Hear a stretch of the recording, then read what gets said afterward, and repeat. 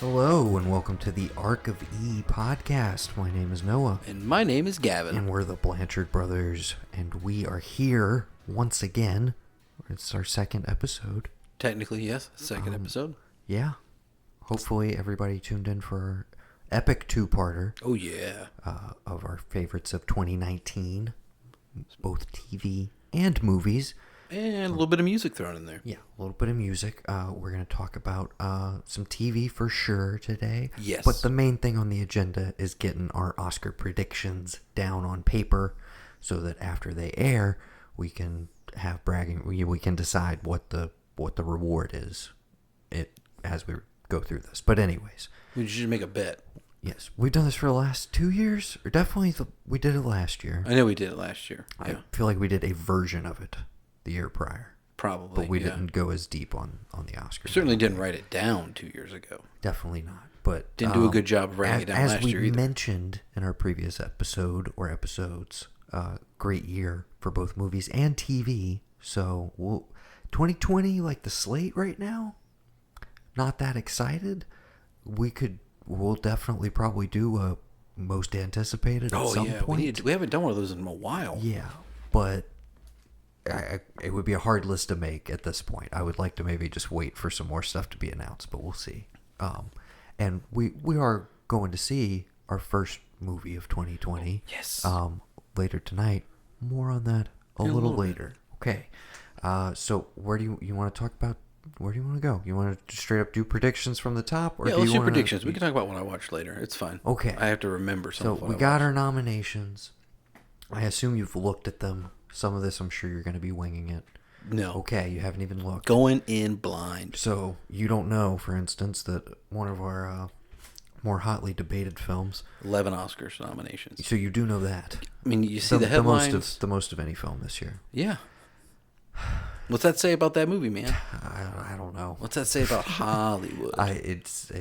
We'll get into it because it definitely shook things up as far as where I think we're headed for some of these. So I'm going off of IMDb's and the way they have it structured, and I'm going to the very bottom. And we're going to scale back up. This is how I'm going to know what it is without having to write down too much. Okay. This is my system. So with that in mind, we're actually going to start with a huge category. Best International Feature Film. Whoa. And the nominees are Corpus Christi, Honeyland, Les Miserables. I think it is specifically Miserables, not Les Miserables. Les Miserables. Okay. Pain and Glory, which was my number 11, tied with Marriage Story. And then you have my number 1, Parasite, nominated for Best International Feature. What are you going with? I'll go with Parasite. Okay, good pick. Oh, we're on the same page, obviously. Obviously. I'm not assuming something crazy is going to happen. But I will say my secret dream, because spoiler alert, Parasite's also up for Best Picture, is that when they do the International Feature category, it goes to Pain and Glory. Because the second that happens, you know Parasite's winning Best Picture. Okay. But I do fear that it's probably going to get the Roma treatment, as we mentioned, and it'll win an International Feature, but it won't actually make Best Picture, which is what it deserves. But Bong Joon-ho is up for Best Director. We'll get to that in a minute. So, next category. These, you're probably just guessing on title alone. These are wild cards, total wild cards. Best Live Action Short Film. We got something called Brotherhood. We have Nefta Football Club. Saria, not Syria, Saria, with an A. Or Saraya, maybe. The Neighbor's Window. And Unsur. I'm butchering that. I'll go with the neighbor's window, Alex.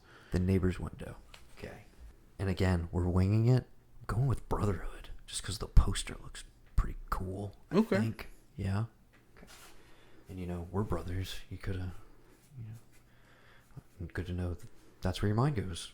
Not towards Brotherhood, but well, I think of towards the Neighbor's Window. You don't want to hang out with your brother. I think of the Aryan Brotherhood when I hear Brotherhood, or like Assassin's Creed. Enough. It does look like it may be about something of that nature, but as we know, anything Germanic and or Holocaust or of the Jewish persuasion tends to do well, because a lot of Academy members are like, I didn't watch it, but Yeah. The one about the Holocaust. That one. I think a lot of the Academy members are like Mike White in Orange County. Well, didn't read it all. A lot of big words in there. I gave you an A. That's just what half of the Academy is. Oh, God. Maybe I'm wrong, but somebody tell me better. Due for a rewatch very soon. God, dude, it's so good. Yes. Okay. Best animated short film. We have Daughter, Hair Love, Kit Bowl, Memorable, and Sister. I'm gonna go Hair Love. Hair Love on the books. Hair Love. All right. It does look pretty adorable. Check that out. There you go. Okay. You might be sneaking in there. I'm gonna go with Memorable because it looks like it might be claymation. Maybe it'll sneak in there. I'm trying to keep the scribbles away from the mic. Hopefully it's not picking up. Sorry guys if it is. Don't worry, I got your backup. Oh, you're keeping them? I'll keep it too, yeah. Okay. If you want to cut down on the scribbling, that would be fantastic. Yeah, let's just do that. We'll keep it going. You got the. Yeah, the system's going to be if it's both of us together, it's just one thing.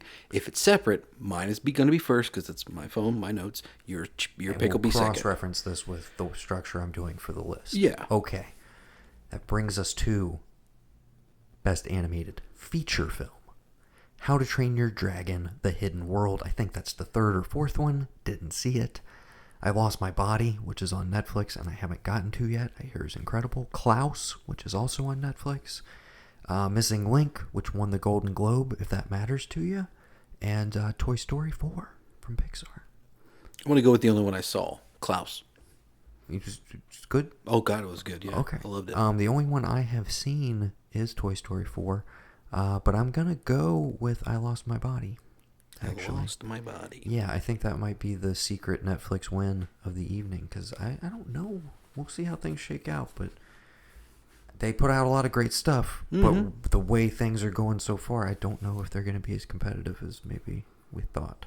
Okay, moving on to Best Documentary Short Subject. Okay. All right. In the Absence, looks like that is from Korea. Learning to Skateboard in a War Zone, parentheses, if you're a girl. Okay. Life Overtakes Me. St. Louis Superman, excuse me, I thought it said Supreme, but St. Louis Superman. St. Louis Superman. St. Louis, I don't know. St. Louis. Walk, Run, Cha-Cha. What are you going with? Oh, again, that's Life Overtakes Me. Life Overtakes Me, which apparently is on Netflix. Learning to skateboard in a war zone if you're a girl. That's what I'm going to do. All right. Winging it on those. Documentary feature. I have not seen any of these. It depends on what they are. I might have seen one. American Factory. That's my vote, by the way. Okay. That's the one that was produced by the Obamas. And it's on Netflix, and I need to watch it still.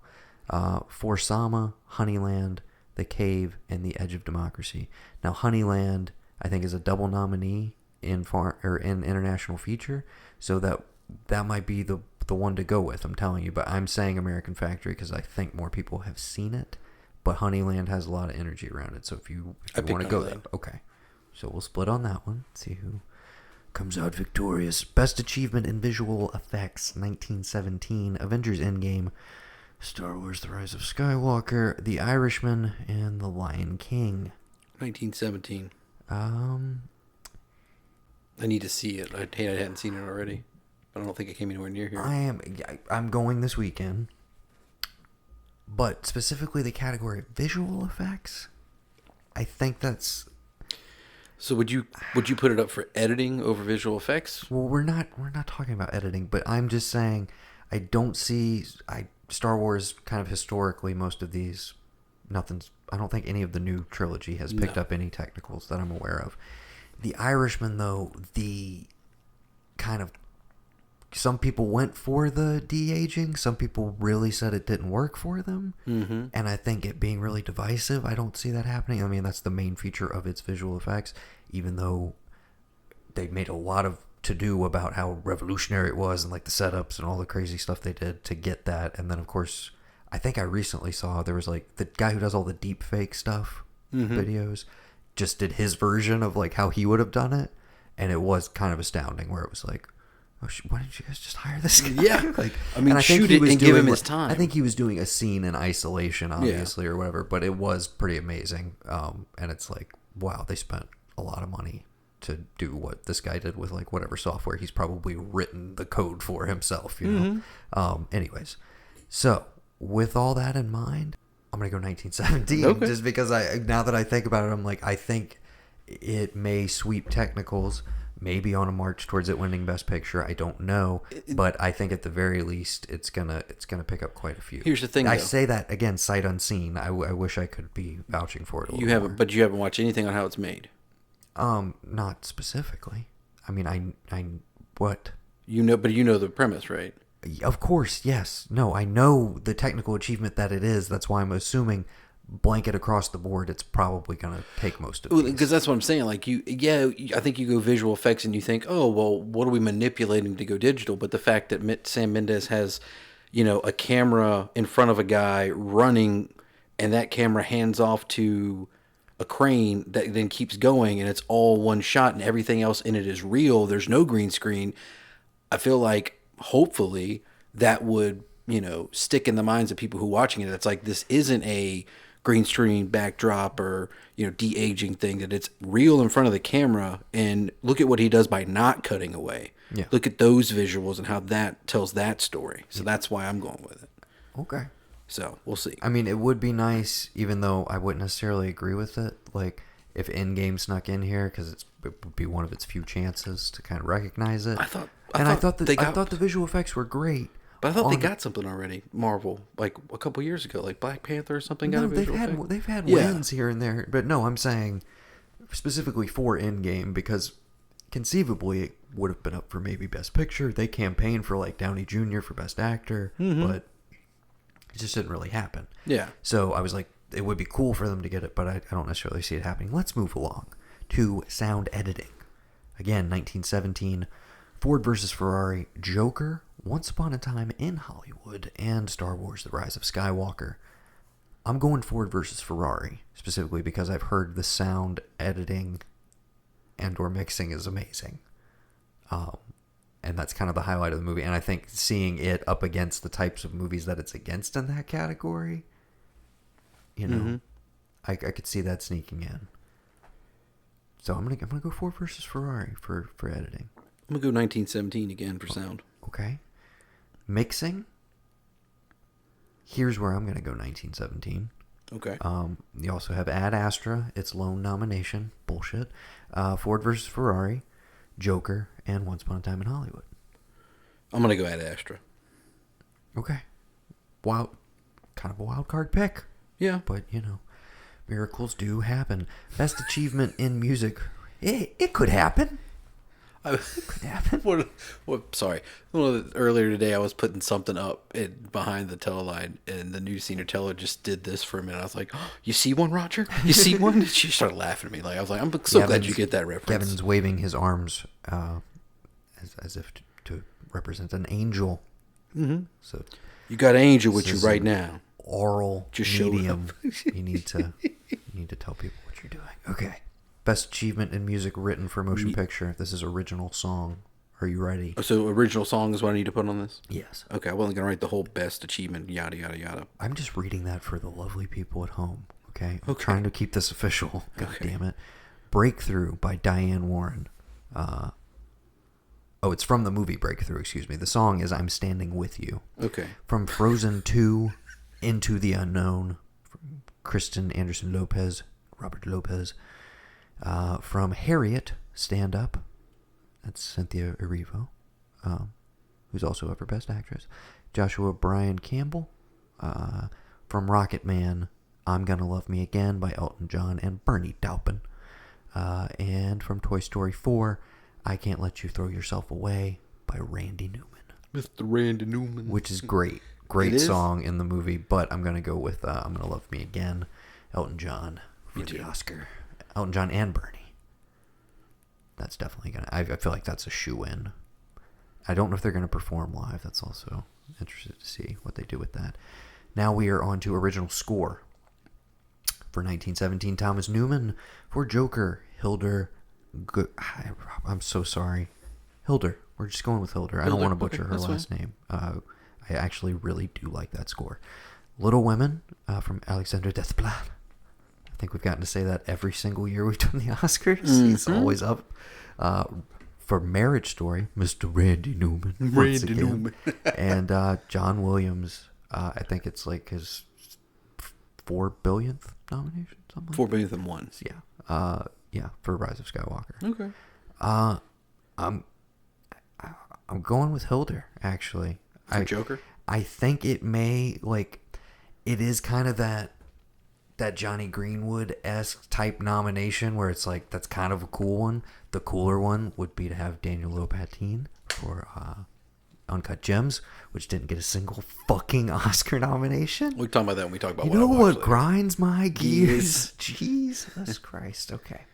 We're going to call that, what are you thinking with Noah? What are you thinking? Yeah, I'm going with Hilder for Joker. Me too. I think it's she did win the Golden Globe. That's good traction. The other ones are pretty traditional nominees.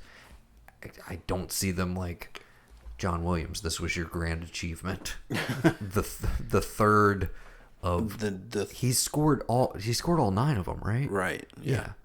And it's like, dude, you're doing your best work back at Duel of the Fates, man. You're really knocking it out of the park back in Did you ever see that video of the two students that come out and they just start playing the march or whatever outside of his house on like the trumpet? Oh yeah, and he comes out. And he's like, keep going. I'm like, that's a sweetheart. That's awesome, man. You kind of make me want to vote for him, but I'm sticking with Hilder. That's fine. Okay, I agree. Now we are on to achievement in makeup and/or hairstyling. Ooh. 1917, Bombshell, Joker, Judy, Maleficent, Mistress of Evil. Maleficent. What did I just say? Maleficent? Malevolent? I don't know. Well, I said Maleficent? You just said it a weird way, that's all. I probably did. You put the wrong emphasis on the wrong syllable. That's not what I'm picking. I'm going to go with Bombshell, actually, in this category, because everybody can't get over the Charlize Theron, Megyn Kelly transformation. Maybe Joker sneaks in here. If it does, I think Joker's winning Best Picture. If we start to see like throughout the night Joker just like ticking stuff off, it might happen. But I'm going Bombshell in this category. What you going with? Joker. Mm-hmm. All right. All right. I mean, yeah. No, I mean, I like the design, but it's like it's not so much his makeup. I'm thinking of like everybody in the movie. Okay. You know, Murray and Mr. Murray. Marin and Wayne, Alfred, all of them. Like just Marin just came in. Like they just put a suit on him. That's the only thing. I know. Well, apparently they cut he had a walk and talk and they cut it out. And he's like, that doesn't serve anything. Like it doesn't serve a purpose. We got to cut it. And he's like, all right. So. Yeah. Okay. Costume design. Are you good? Are you keeping track of this? All right. I'm being detailed. I'm not making any more mistakes like last year. Costume design. Jojo Rabbit, Joker, Little Women, Once Upon a Time in Hollywood, and The Irishman. I'm going Hollywood. I was going to see, let me see if there's any famous names I recognize in here, like known costume designers. Oh. I'm going to go with Hollywood as well, man. Yeah. I think I'm going to join you on that one. Okay. Achievement in production design. 1917, Jojo Rabbit, Once Upon a Time, Parasite, Irishman. What does this pertain to, production design? Like just overall? The mise-en-scène, the design. I'm going with Hollywood because of the recreation of that period of time. Like, and the amount of exteriors. Yeah, I mean, as much as I would want to do, like, I get the design is what you see on film, not how you made it. So, that's what again, these are what we expect to win. We're trying to, like, get points here. This is not necessarily what I want to win. I'll announce some of those. But in this case, Parasite would actually, I would maybe say, edges it out for me because the production design is so inherent to like the storytelling. Gotcha. It does so much character building and everything, just the way like certain environments are designed. And okay, that makes sense. So like, but Hollywood's right there with it. And again, I love the look of that movie. So like, yeah, I'm fine with either of those. But again, I haven't seen Jojo Rabbit yet, and I've yet to see 1917. So maybe I would feel stronger. But now we're into editing. Ford versus Ferrari, Joker, Parasite, The Irishman, and Jojo Rabbit. I haven't mentioned it yet. I rewatched Joker literally the Sunday before Oscar nominations. Mm-hmm. I told you I wanted to rewatch it after we talked about it, and I was like, I was going to give it one more shot. My opinion has not changed much, but in this particular category, I don't think it's a particularly well-edited movie. This one seems like kind of a, I don't know why it's in this category. I'm surprised it got a nom. But again, it's got so many other technicals that I didn't expect necessarily. This is one of those weird ones where I'm going to go with my heart and my gut. And let's just give it to Thelma Schoonmaker for The Irishman. Irishman? That's what I Even though Parasite is also, I would love to see win here, but just give it to Thelma. Again, the totality of that movie and the fact that, again, for me, in a theater and at home, the 3.5 hours feels like it goes by. Yeah, that's the is whole incredible. Yeah, like, no, that's been my thing. I've said about it since the beginning. She is the key that makes almost all of his movies work to the extent that they do, and like allows him to work with a crazy runtime and make it manageable and find the like story and core that you need in it. And that is, he would tell you too, 100% her, totally. And like her bringing a whole other type of authorship to it after all the footage has been brought to her. So, I want Thelma to win. That's my pick. It may not happen, but this is one of my, that's what I'm going with. Cinematography. Go ahead and mark it down.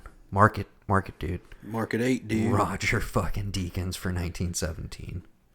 This is a shoe-in. Yep. This is a strong bet. This is good money. As soon as I saw him pop up on the little featurette I watched before Star Wars, I was like, this is it. Yeah, just for shits and giggles, though, Joker is up. Yeah. Good-looking movie. I will stand by that. Once Upon a Time in Hollywood.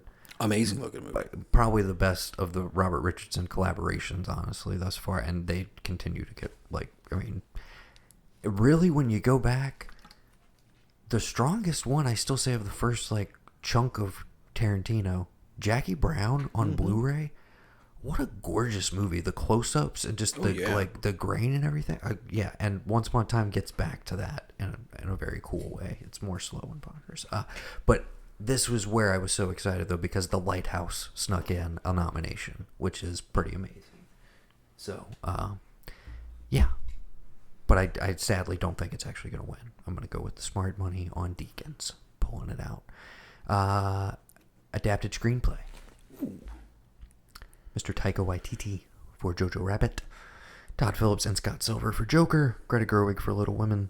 Steve Zalian for The Irishman. And Anthony McCartan for The Two Popes. I don't think the Joker screenplay is very good. This is another one that I don't understand why it's nominated here. I think the screenplay is one of the weakest parts of the movie. I don't know where you adapt it from anyway. I don't know where it's your canon. Because it's technically based on a pre-existing property. Okay. I think it's excuse me. I think, for instance, if Endgame was to be nominated, it would be an adapted, even though it's not like a specific story arc. I mean, I'm sure versions of it and amalgams over the years, but this is a weird one. Because original screenplay is always my favorite category, but adapted is a little weird and is usually a good indicator of what's might be going for Best Picture. There's controversy around The Irishman, just for realism's sake, so that always kind of plays weird in terms of adapted. Again, I don't like Joker, but it could eke it out here. I'm gonna go very wishful thinking, and the fact that she did not get a directing nomination. She is up for Best Picture, and she's one of the few female nominees. And the fact that I've heard, still having not seen it, that Little Women is a true adaptation. She really does mess with the book and do interesting things and incorporate other things from the author. And it's there is a reason to make it again because I'm not doing the same rote version of the story that people have seen, or the zombie version that people. I think if people I don't know, it's Pride and Prejudice and zombies. Oh, not Little Women and Zombies. Whoops. Little Women and Zombies. Wouldn't it make it cooler though? Anyways, so I'm going with Greta Gerwig. Okay, Little Women. Okay. Yeah. Is that your? I'm Joker. Joker? Yeah. Terrible screenplay. It's the worst nominee. Probably, yeah. Totally. Okay. Only one I've seen, though. Fair enough.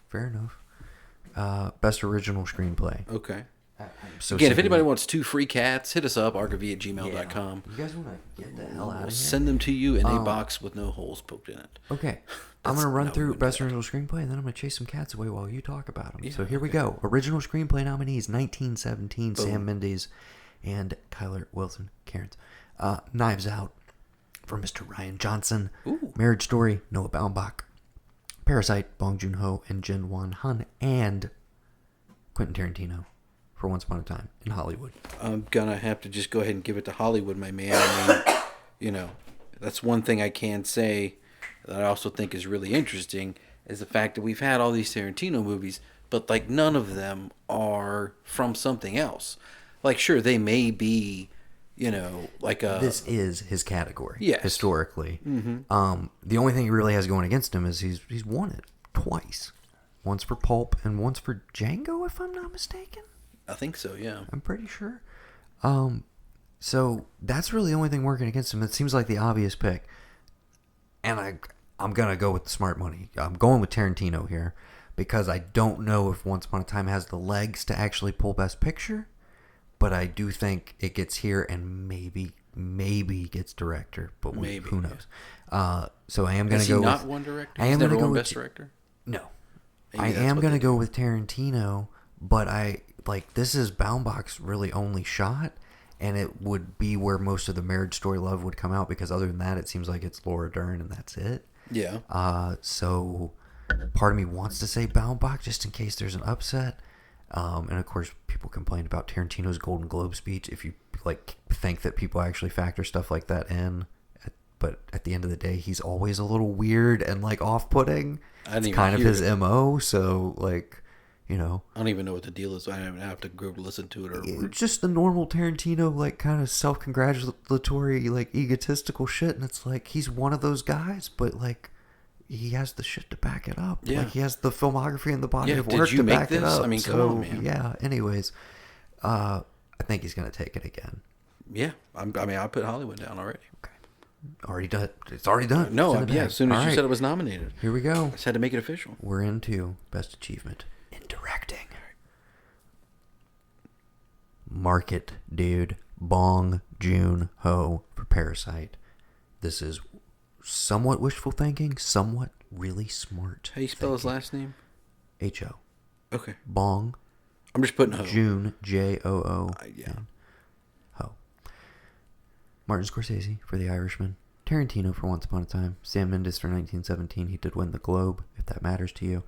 And fucking Todd Phillips for Joker. I'm going Tarantino. All right. That's why I asked if he'd ever won before. Going for Bong. Really hope it happens. Be very happy with Tarantino. Haven't seen 1917. Got mixed feelings about Mendes the man, but I like his movies for the most part. Well, then Todd Phillips, get the fuck out of this category. Let Greta Gerwig, Joanna Hogg, Jennifer Kent, we get it, Noah. We get it. Dude, seriously. No, I get it. All better movies and all better directors than Todd Phillips. And all women. We get it. I'm just fucking with you.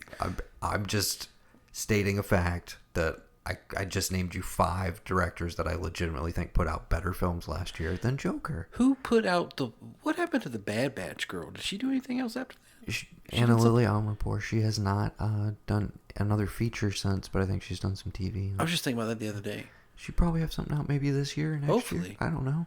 We can check her out on IMDb when I can close out this Oscar list. So let's carry on, my wayward son. Yeah, there'll be peace when you're done. Okay. Best performance by an actor. Did you? Tarantino. Tarantino. Right. All right, man. Actor supporting? Actress in a supporting role. Florence Pugh for Little Women. Haven't seen it. Loved her in Midsommar. Should have been up for Best Actress for that, but that's another conversation for another podcast. Kathy Bates for Richard Jewell. Laura Dern for Marriage Story. Margot Robbie for Bombshell. And Scarlett Johansson for Jojo Rabbit. Midsommar. I'm trying to change up the titles as we move along. What are you going with? You're going for Florence Pugh? Florence, yeah. Okay, terrible choice. Again, so glad she's nominated. Haven't seen the movie, but it's Laura Dern, dude, for Marriage Story. You're going for Laura Dern? Yeah, I'm just telling you. But you already put Florence Pugh down, so no, I'm just telling you, you're going to lose this category. Okay, Laura Dern. Okay. Yeah. Who's not related to Gabriel Byrne, right? But is related to Bruce Dern. Dern rhymes with Dern. Did you know that? Bruce Dern. Which one is he? He's the old man? He's the old man, and once upon a time, he could have been up for supporting actor for all I care for his five. And that's her scene. Brother? That's her father. I'm just kidding. You fucking asshole. That would be a huge age gap on siblings. Like, I would like to meet those parents if they were like. No, they're gone. They're long gone. Okay, best performance by an actor in a supporting role: Mr. Al Pacino for The Irishman, Anthony Hopkins for The Two Popes, Brad Pitt for Once Upon a Time in Hollywood, Joe Pesci for The Irishman, and Tom Hanks for A Beautiful Day in the Neighborhood. Brad Pitt. Do you actually listen to that? You listen to that podcast, right? It's like, did that come out this year technically? Yeah. Really high contender for best podcast of 2020 yes, so far. Dude, that was so good. Yeah. Like the whole... That when he's asking him about Ad Astra. So when you were playing, you sent me a clip of you driving, listening to this episode. No, I was seated at lunch, and I thought you would enjoy this whole thing. Okay. Because I hadn't seen Ad Astra yet, but I knew you had and you liked it. You listening to WTF, basically, right, with DiCaprio and Brad Pitt. I did not get from that little recording that it was both of them together. So when I looked up the episode and I saw that, I immediately dropped everything I was doing, basically, for the rest of the evening. It was like, well, I'm gonna listen to this, like, right now. And yeah, great pod. So good. Dude. Why can't we just get the three of those guys together, like, on a regular basis? Once a month will be fine, man. Yeah. Just the fact that he's like, I'm just like trash mag, fodder, man, because I have such a terrible personal life. I was like, dude, you're okay. But he gets it. He's one of them. Like, I've heard stories, and there's always the like crazy like, trash mags again, but. I'm sorry. It's his year. It's happening. This is a no-brainer. Mm-hmm. Again, love to see Pesci, but the simple fact that he and Al are in the same category, it's not a good look. They cancel each other out. No, that's usually how it happens. Usually not a good look. You mean you can't tell me you can't find another supporting actor from another movie? Like, that's the thing that bothers me. It's like, I get it. There's multiple people that you think are good in one movie. Well, I have my Hopkins is one of those where I'm like, I don't think Hopkins has a chance in hell, even though he was great. I actually that is a total performance movie. Yeah, but it's like that slot could have gone to somebody else because we all know that it's going to be Brad Pitt. So like, yeah, well, no, that's what I'm saying about like The Irishman. It's but I know it's how they do the preferential balloting and everything. Yeah. And I would agree, Irishman, it's like Pesci is the performance that everybody was so mind blown by because it was such a turn from what you expect from him in these types of movies. But Pacino, at the same time, doing like the best shit he's done in maybe like a decade. Yeah. So, I'm glad they're both there because they both deserve to be in the category. But I'm also like, it also doesn't bode well because he almost never somebody like. It's almost like they always cancel themselves out. I feel. We'd have to look at this, and we really don't have time. But I feel like maybe the Mystic River year when Tim Robbins wins for supporting. I want to say like Bacon is also randomly nominated. I think I remember that. But that was one of those where it was like, well, nobody's gonna give it to Bacon for this movie. Yeah. Even though he's great in it, I just want to say, I still love Mystic River. Watch it at least once a year. We can move along now, I guess. I guess I have to do that, actually. Yeah, we can move along. I was just going to look that up, but okay. Actress in a leading role. You can do it. Go ahead. Well, you're not going to be able to take your notes. So you can write it down in a second. Yeah, I can. This is lead actress. Charlize Theron for Bombshell. Cynthia Erivo for Harriet. Renee Zellweger for Judy. Saoirse Ronan for Little Women. And Scarlett Johansson for Marriage Story. She's double nominee this year. Again, Jojo Rabbit for supporting. And here for Marriage Story also probably means that she will not win either. Even though I think the last one is Jamie Foxx for Collateral and Ray, and he won for Ray, of course. What are you looking at? Did you find it? Yeah, Rob, I was looking for the nominees. This is really not a big deal. I'm just curious, that's all. Okay. All right, so who are you going for women? Best Actress. The smart money would be on Renee Zellweger just because she's won a lot of the precursors and it's a flashy biopic, which I actually have seen. It's actually the only movie other than Marriage Story in this category that I have seen, Judy, which I was surprised how much I actually liked it. So part of me would not be shocked if she takes it. She has won before for supporting for Cold Mountain. I forgot about Which that. is why I think I'm going to pull a wild card and say Saoirse Ronan for Little Women. Okay. Because I think Best Actress is often a category I feel like where weird shit happens. More so, like last year, everybody thought it was going to be Glenn Close for The Wife. Mm-hmm. And then Olivia Colman comes in and takes it for The Favorite, which is what should have happened. So yeah, I remember you going on saying about that like Saoirse's been up, I think, already like 2 or 3 times. She's like a multi-Oscar nominee. So this might all of a sudden be her year. And it would be some justice for a lot of people for Little Women getting snubbed in other areas. So I could see that happening. Okay. Best Actor.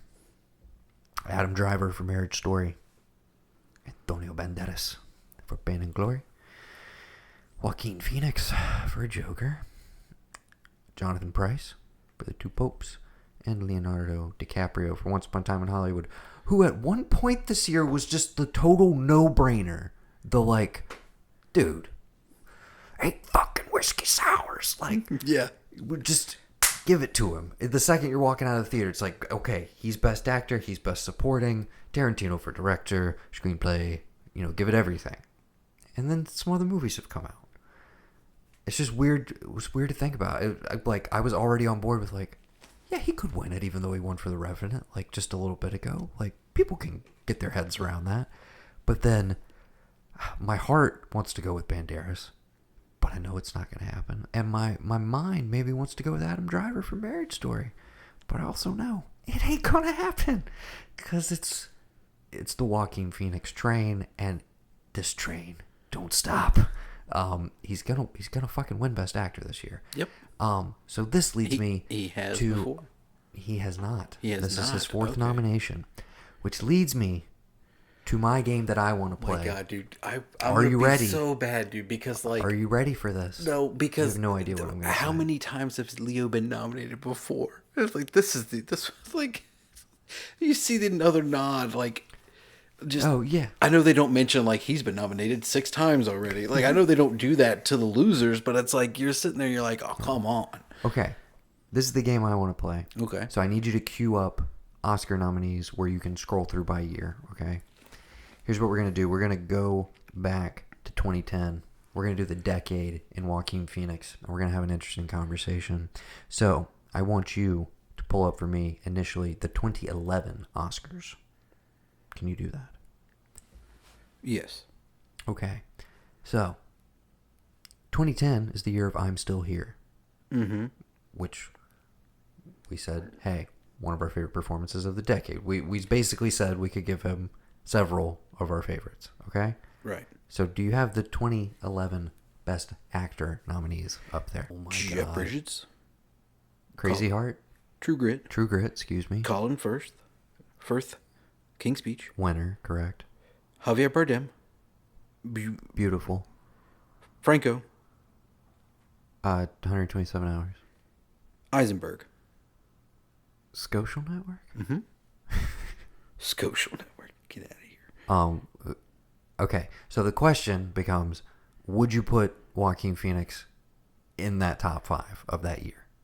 For that one? With that crop of actors, would you bump anybody out for the I'm Still Here performance? Yeah, I would. Okay. I bump Franco. It's one of the better Francos, though. Really? I don't... Then Eisenberg. We'll take bump Jesse Eisenberg. For the social... No, he should have won that year. Okay. Yeah. Well, then who do you bump? I bump Colin Firth, maybe.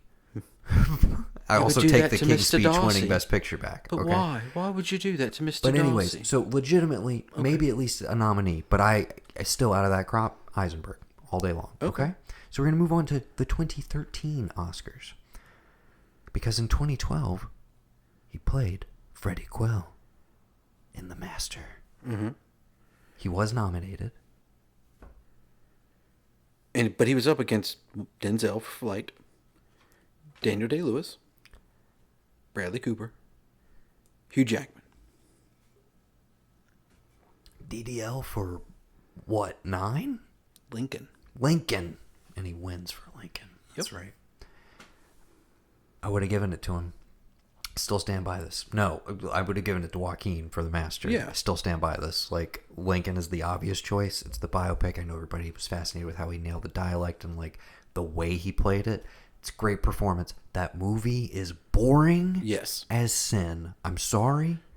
No, much of 1865 was boring. Even 1866. Until the night of that show. Okay. So it was pretty boring. We have one nomination, one win on the board for me personally. Okay. And we're not even halfway through the decade. All right. Where am I going Okay, next? Let's go to the 2014 Oscars. Okay. Christian Bale. Just American roll it. Hustle. American Hustle. I didn't know if it was that or The Fighter. Chiwetel Ejiofor for 12 Years a Slave. McConaughey. Dallas Buyers Club. Winner. DiCaprio, Wolf of Wall Street. Oh, Bruce Dern. Nebraska. It's a good category. Run through them one more time for me. Bruce Dern, Nebraska. Leo, Wolf of Wall Street. McConaughey, Dallas Buyers. Chiwetel Ejiofor. Yeah, him. 12 Years a Slave and American Hustle, Christian Bale. Okay, I would drop Christian Bale. Yeah, for that movie, yes. And I would put Joaquin in specifically for his performance in Her, Okay. which I thought he was nominated for, so I'm a little confused. But anyways, 2015 Oscars. Whoa, dude, this guy works a lot. Keaton for Birdman. Doesn't get it, sadly. Redmayne. He had to put his acceptance speech back in his pocket. Do you remember that? Yeah. They caught it on film, too. It was sucks. very awkward. Eddie Redmayne, Theory of Everything. Winner. Benedict Cumberbatch, Imitation Game. Bradley Cooper, American Sniper. Steve Carell, Foxcatcher. Drop any number of those people. 100% Larry Doc Sportello from Inherent Vice. Come on. Yeah. Okay? 2018 Oscars. Lay it on me. Daniel Day-Lewis. Timothy Chalamet. Chalamet. Where have you been? Chalamet. Under a fucking rock for the last, year? Daniel Chalamet, dude. Shalimar. Timothy Shalimar. Daniel. Call me by your name. Yes. And his name is... No, I'm just kidding. Daniel Kaluuya. Kaluuya. Denzel. Gary Oldman. Who you drop? It's Denzel for Fences. Is that right? Roman J. Israel, Esquire. This is the year of the disaster artist, where again I'm Yes. convinced that it was gonna be Franco. Uh-huh. All of the Me Too stuff happened, and then Denzel all of a sudden appears where he hadn't really been on any of these lists. I love Roman J. Israel. I love whenever he goes outside of his normal Denzel persona, and that movie is him totally nailing it, and I really, really liked it. But I would 100% drop him that particular year. For You Were Never Really Here. Come on. I can't believe he wasn't nominated. Are you talking for nomination or he should have won? I mean, that was my favorite acting performance of the year. Okay, I really like Daniel Kaluuya in Get Out. Excuse me. No. Yes. Let's not go for the win, but Okay, at least the you would at least a nomination. nomination. Because it should have been Kaluuya. And who was it, actually? I don't know. 2018. You just had it up. Oh, at Oldman. Why do we not Oldman Gary for- Oldman, of course. For Darkest Hour. Yeah. Which, again, I never saw that movie. It seems like an Oh, obvious yeah, it's pick. like Rockwell won for supporting. Yes. 3 Billboards. Yeah. Yeah. Okay.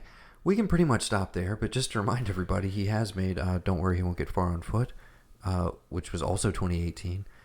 Mary Magdalene, which I still haven't seen. The Sisters Brothers, which is a ton of fun, personally speaking. But I say all of this to basically try and articulate, I think the guy should have won one by now already. And that's why you think they're giving it all this love? I want you to take all of those performances that we just talked about and compare them to the Joker performance. You're asking me, tell me as a where you think the Joker performance ranks among right behind You Were Never Really There. Never Really Here. You refuse to say it correctly. I say it wrong all the time, just Okay. because. Right behind. Would that be your number one Yes. of his performances? Okay. I mean, my number one performance of all time is Johnny Cash. I love him as that. Okay. That's when I first started realizing, wait a minute, who is this guy? Like, I kind of knew of him, but like until that, I was like, let me go back and look at him and like see some stuff he's done. I think it was specifically Signs where I like That- truly fell in love, and I was like, "Who's this guy?" I have tried to I like watch- his energy. I've tried to And watch then started- Glass like 3 times, dude. Yeah. I keep getting to like new parts and I fall asleep. Like, I try. Well, It's good. I love everything Oh, I'm okay. seeing. I'm so happy with it. It's just I get tired. okay. We got to go back. We have to go back. One more time. Okay, so I'm pretty well convinced he's gonna win though, and I Give me the noms for Best Picture. I just feel like it's one that I know everybody's enamored and loves the performance, and I think he's great in it. I think I've seen like 3 or 4 other performances that I would put head and shoulders above this. And for me, as like I guess like a hardcore Joaquin head, it's on the lower end of like my favorites at this point. I've seen the movie twice. If anything, It's compelling, but I feel like it's the thing where some people, to a lot of mass audiences, they don't know who the fuck he is. Like, maybe they know him from Signs, but they probably more know him as like, isn't he that weird dude who like decided to become a rapper and like kind of lost his shit for a while, and like, you know, because what movie did I name that's like was a big mainstream hit? exactly. Of the last decade. That's what I'm saying. So that's why I'm like, if anything, you do this, and like, it would be awesome if in like the dopest fashion, you know, he's like, thanks, I've been at it for a while. Go check my other shit out. I gotta go, and that's that. Or like he doesn't even show up. Like, that'd be the dopest thing. That would be actually a really cool move. He's gonna do something weird. Yeah. I can tell you that, and it's gonna be interesting and compelling. What if he came back out with the huge beard and like it's like, oh, I'm now I'm working on- officially retired? No, but like, no. What if he comes back out and like, what's his face is following him with a camera again? Like, they're just doing this all over again. The start of the next decade, he's back to his old tricks. Wouldn't that be some shit though? That would Like, be come pretty on. incredible. Okay, All right, we give me have one last category. It's called Best Picture. Maybe you've heard of it. 1917. Ford versus Ferrari. Kind of surprised to see it up here. Me too. Jojo Rabbit. Joker. Little Women. Marriage Story. Once Upon a Time in Hollywood. Parasite. How many fucking The nominations? Irishman. Wait a minute. Wait. You have not named that many people in any other category, but yet this thing gets 11 nominated, like 11. It doesn't make any fucking sense. 9 movies. 9 movies? Why are there not 9 entries for all the like? Well, what I would love for them to do, just bump it to 6 for the acting categories. Yeah. Just throw in one more, like, hey, nice That to guy. show that person some love. Who does it hurt? Cui bono? Who benefits?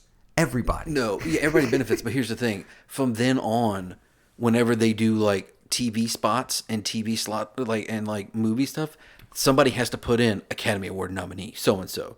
And like, if you're working with someone who's won, you have to be that guy in the trailer. That's like, oh, Brad Pitt was nominated, but he hasn't won. But like Anthony Hopkins, look at him.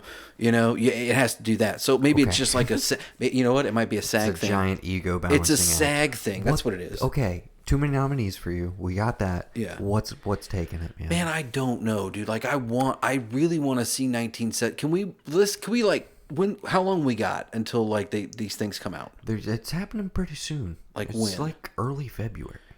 All right, so I need to go see 1917. Yeah, I mean, that 'Cause really I is feel the like, dangling, like, yeah. I feel like I want to table this one until I can see it. I feel like this is it's definitely a front runner. Let's narrow it down to the front runners. Okay. How about we do that? That You're all right. comfortable with that? We got everything else on the books? Did you write down the last category? Are you kidding me, dude? Come on, man. Best actor Joker. All right. You weren't picking anybody else, were you? No. Exactly. Okay. 1917. Definitely think it's on the table. Yeah. Definitely think it's on the table. Ford versus Ferrari, not a chance in hell. Jojo Rabbit, that's one of those that could weirdly sneak in here. I wouldn't call it a front runner. I would call it a crash. fencer. It's a or like crash. I don't know how I feel about equating it to Crash necessarily. No, but, a crash is in like crash just kind of like came out of nowhere. And you're like, huh? But I don't know that it would. Okay, whatever. Yeah. I'm going with it. Sure. Joker. Mm-hmm. I do think is a front runner. Unfortunately, I do think it's a front runner simply based on the fact that, again, it has 11 Oscar nominations, the most of any movie this year. Little Women. It's just not going to happen. I haven't seen the movie, but it's not going to happen. Okay? Mm-hmm. Sorry. Also sorry, too. It's going to be a rough night in the Gerwig Baumbach house because I don't think Marriage Story has a chance either. I felt like there was a lot of momentum behind it when it first like dropped on Netflix and it was kind of zeitgeisty, and then I feel like that's kind of completely faded. I think like it is a throwback where it's like if we were having these awards like in like 79, 100%. So in like 19, well, so like in 2025, people look back and be like, "Damn, dude, Marriage Story should have won that shit." Is that what you're saying? I don't think it's that movie because again, I would, for the most part, if anything up here other than Joker wins Best Picture, I'm kind of okay with it. To round out the nominees once again, Once Upon a Time in Hollywood is definitely... Yeah. Those are my top three. 1917, Joker, and Hollywood. I would like to see 1917 before I put a stamp on what I think would work. Parasite and The Irishman. Again, my number one of the year was Parasite. I do genuinely think it is the best picture, but... I really feel like they're going to give it international feature, and it's not going to make a dent here. So, and as much as like The Irishman, I thought had a lot of like, you know, it was going to be Marty's year kind of thing, energy around it again. I think that's dissipated as well. So I really think we're talking, like you said, Once Upon a Time in Hollywood, Joker, 1917, and maybe Parasite. So, this is where we're going to play the wild card pick, and I'm going to cross my fingers and hope to die that's something that's completely unprecedented and has never happened before happens, which is that Parasite wins both international feature and Best Picture of the fucking year, because that's what it is. So, again, it could happen. Hey, it could happen. As Brandon Flowers taught us, dreams come true. Okay? Yes, they do. Dreams come true. All right? Yeah. I can get behind that. You going with Joker, you fucker? I told you I don't want to make a choice. So you're holding out. I want to go watch 1917. Gavin will tell me off mic. I'll hold him to the honor system. Yeah. He'll have to tell me before the broadcast, and he'll have to fucking stick to it. Yeah. But yeah, okay. So we got them all logged. When are you going to go see 1917? This weekend, Saturday morning. Let's do that. Give me a minute. Let me get down here in the afternoon. Let's go do that Saturday, because I'm going to be hanging out down here Saturday night watching the fight. So let me get down here and go to an afternoon show, 1917, you and me. Let's do that. Well, I'm going with a buddy, so you can join us for sure. No problem. You hanging out with Brendan all the time now? I'm going with my buddy Will. Oh, but, you're welcome. Can he save a seat for somebody? I mean, I haven't reserved them yet. Okay, so. Well, could you make sure somebody's not in my seat this time? Okay. Speaking of that, we have 30 minutes to get over to the other one. We're gonna 20 minutes now. We gotta get. Yeah, no, we actually need to leave pretty soon. Yeah. So I think we need to tease it. Well, hold on a second. Those were our Oscar predictions. Yes. We'll be back after the ceremony. I'm sure we'll talk about it on the next episode. We record blah blah blah blah blah. We have it down on paper. This was probably really fucking boring for a lot of people. But if you stuck with us this long, we appreciate it. Thanks. We're switching over to the TV arc real quick. We both watched the first 2 episodes of The Outsider. Fucking shit, man, we did. Spoiler alert. Yes. We will say really quick. Okay, it's based on a Stephen King book. It's being adapted by Richard Price, the guy who gave us The Night Of on HBO, and apparently a lot of really good books that now I want to read after watching 2 episodes of this show. It stars Jason Bateman. Okay? It stars Jason Bateman. It does. And then Mr. Ben Mendelsohn, one of my favorite working actors. I mean, Jason Bateman's up there as well, but Ben Mendelsohn's one of my absolute favorites. Also directed by Jason Bateman, the first 2 episodes. The first 2 episodes, yes. Cynthia Erivo has not joined the story proper yet, but very excited to see her. Me too. And then we have just a ton of fucking awesome character actors. It centers on a child murder in Georgia, which has some conflicting evidence, but basically Jason Bateman's character has been apprehended and is accused of the crime, but there is evidence to the contrary because he was 70-something miles away when the murder occurred. How can someone be in 2 places at once? The DNA matches. That's the setup. Now, spoiler alert. Oh, yeah. Stop listening. And I will also say, as a further spoiler alert, don't start watching this show unless you can watch the first 2 hours as if it's a 2-hour movie. You need to watch them back to back. Don't space it out. They didn't want you to. That's why they released them together. Because we get pretty much what I expected from this show in the first episode. The vibe I'm expecting. Yeah, totally. Everything. But things are moving like at a pretty brisk pace where you're kind of like, there's 10 episodes of this shit? Like, where are we going? it's not too deep into the second episode either, right? It's not like the end. It's like maybe the midpoint. Literally. Maybe like 10, 15 minutes in. Yeah. Jason Bateman's character is being transported to the courthouse, and a crazed gunman comes up, a member of the family of the child who has been murdered, whose family has basically fallen apart around him, kills 2 cops point blank, and also shoots Bateman and injures some other people, including Mendelsohn, if I'm not mistaken. He could take a leg shot, maybe. No, Bateman takes the leg shot. The other officer, and Bateman the female also takes one in the neck. Not even in the neck, like it just pierces through the Yes. neck. But it's like the way he was standing, it hit him just enough. That was a brutal shocker, dude. Because like you're like on the ground with him, and then the next shot is Mrs. So-and-so, I'm sorry for your loss. I'm like, what? Yeah, no, because you're Gut like, oh, he's going to survive punch. this, right? He's just going to be injured or whatever, and then you're like, oh, This that was motherfucker's those dead. were his dying words. Oh shit. So yeah, Jason Bateman is checked out now. Given the fact that the first episode had some flashbacks and stuff, and played with time a bit, he's gonna be I in it assume more, we'll yeah. see him a little bit more, but I don't think he's gonna be like throughout the thing. Even though his character seems very important to the proceedings. So we're both very intrigued. Yeah, I was so intrigued. I quit reading the IMDb description of the book because I was starting to read like, okay, what is going on here? And then the preview came up for the next episode. They introduced the female. I was reading her name, and then I was like, I'm done. You know what? I'm not looking at this. I want this show to surprise me. I want to talk about it with Noah as it happens. I don't want to know anything about it. So I'm on board. Yeah. So we really don't have anything else to say about the first 2 episodes other than it's super atmospheric. All the acting is fantastic. The writing's great, and the mood of it is exactly what I want from an early in the year mystery thriller. That's right where True Detective kind of released last year. Definitely. Totally scratching that itch. And then the other thing, though, True Detective has always danced on the edge of possible supernatural elements, but is never quite gone there. Totally supernatural, This is fucking bro. Stephen King, so Yes. all bets are off. Very excited to see where it goes. We'll bring you sporadic coverage throughout the season, and I mean, we're both going to watch it. We'll definitely do some sort of season wrap up at the end of things. Definitely. Okay. One other TV note, and then we will get out of here very quickly. I started watching Succession. I know I'm late to the party. Me too. Well, what a fucking great show. Oh my I'm God, totally yes. digging it. But yeah, that's all I wanted to say about that. Okay. Now, I don't know if you're going to hear it on the end of this episode. I don't know if you're going to hear it coming soon. I don't know if it's going to be a mini episode. I don't know. But all I do know is we ain't going nowhere. We ain't going nowhere. We can't be stopped now. Because it's 'Cause bad boys for life. We ain't going nowhere. We just keep doing the whole thing. I gotta Ride say, I don't know together. how I feel about this new remix yet. I've been going back to the Bad Boys 2 era. I've been going back Incorporate to Tail the Feather. Bay of Lynch Bad Boys that you've made that I want you Okay. to just keep doing that stuff Maybe when we'll you drop make it in. music. But this is a Thursday night. We're going to an early screening of Bad Boys for Life, the third Bad Boys film. We are very, very excited. Amped. Yes. It's early. and Usually this is a dead zone. Yeah. Hopefully that does not portend doom for this. We've been waiting a while. It's been, 17 years? Yes, 17 years. which is on par, if not it's longer than Can they the first to recapture second the one. magic? I think so, based on these trailers. Yes. Again, Gemini Man was a rough beat for our boy.